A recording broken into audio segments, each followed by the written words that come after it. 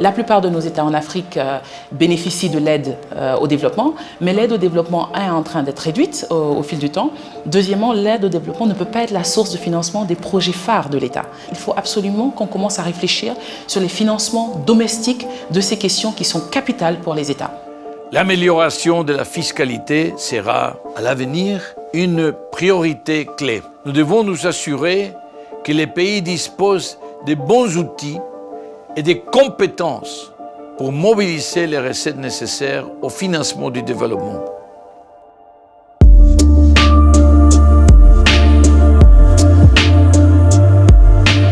Le Sénégal a mis sous l'égide du président Macky Sall un plan, dénommé Plan Sénégal émergent.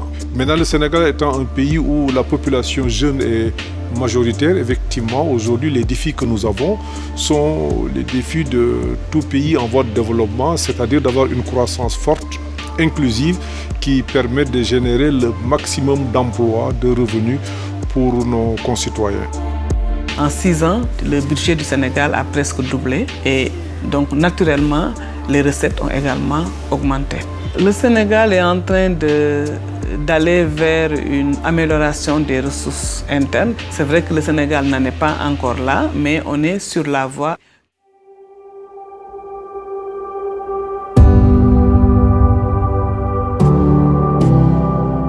Il y a énormément de moyens de mobiliser des ressources domestiques, mais il y a des sources de financement qui sont plus larges que les autres, et ça, c'est vraiment la source de taxation au niveau des multinationales.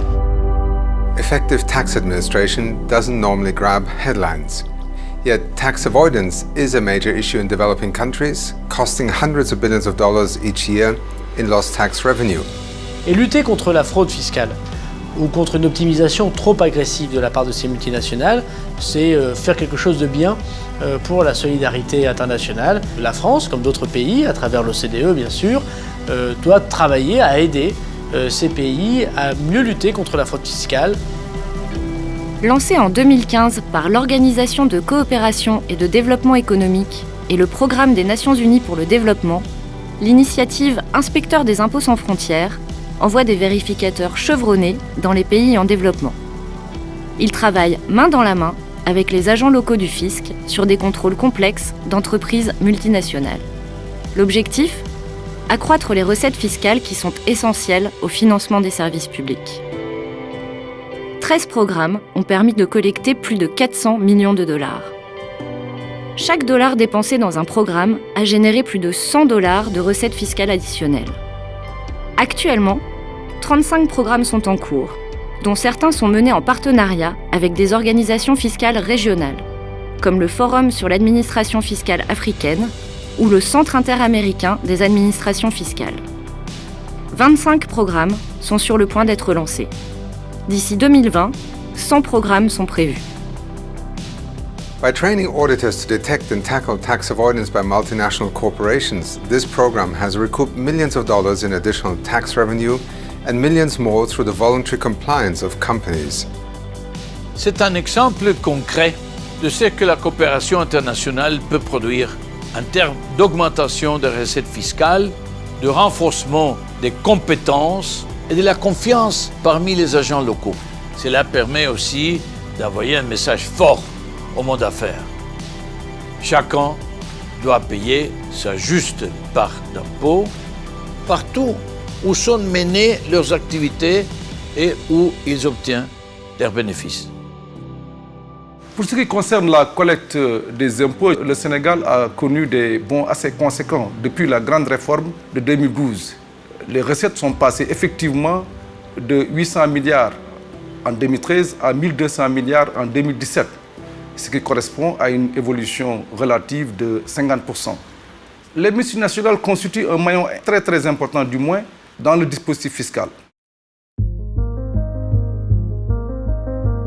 Nous avons constaté un ensemble de stratégies mises en place par les entreprises pour se soustraire au maximum au paiement de l'impôt. Le combat aujourd'hui que nous menons avec nos vérificateurs, avec nos inspecteurs et nos contrôleurs, c'est d'assurer la lutte contre les prix de transfert et la lutte contre les management fees font remonter énormément de ressources qui échappent de ce fait à l'impôt. Vous savez, avec Inspecteur des impôts sans frontières, nous recevons des experts internationaux qui nous permettent, depuis la programmation, de faire les bons choix sur les dossiers et leur expertise nous permet de mieux encadrer notre contrôle.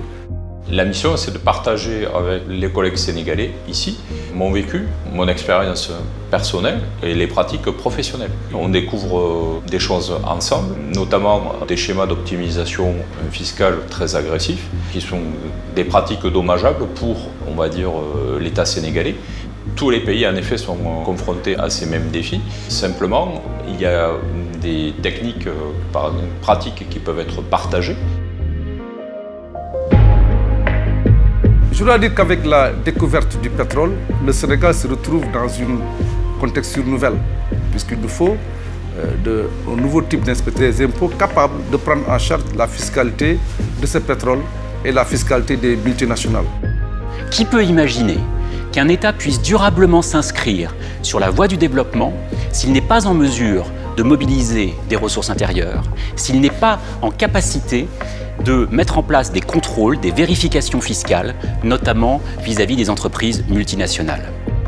Le programme Inspecteur des impôts sans frontières nous apporte une touche nouvelle dans la fiscalisation des opérations internationales.